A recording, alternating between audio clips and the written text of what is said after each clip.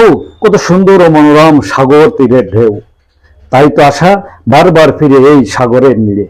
সমুদ্রে রয়েছে যেমন গর্জন, তেমনই রয়েছে কতই না সৌন্দর্য। সাগরের এই মনোমুগ্ধকর ঢেউ মনকে দোলা দেয় সব বয়সের মানুষের। সাগর চরের লাল সাদা বালুকণা এবং ঢেউয়ের উতলে পড়া জলরাশি যেন প্রাণে দোলা দেয়। এ যেন প্রকৃতির অপরূপ মেলা খেলা। তাই তো নানান বয়সের বিভিন্ন শ্রেণী পেশার মানুষ ছুটে আসেন সাগর তীরে, মনকে রাঙান বিভিন্ন বিনোদনে। কত না মনোরম এবং সুন্দর দৃশ্য মোহিত করে সব শ্রেণী পেশার মানুষ সহ পর্যটকদের। শরীর মনকে করে চাঙ্গা, ফুরফুরে হয় যেন মেজাজ।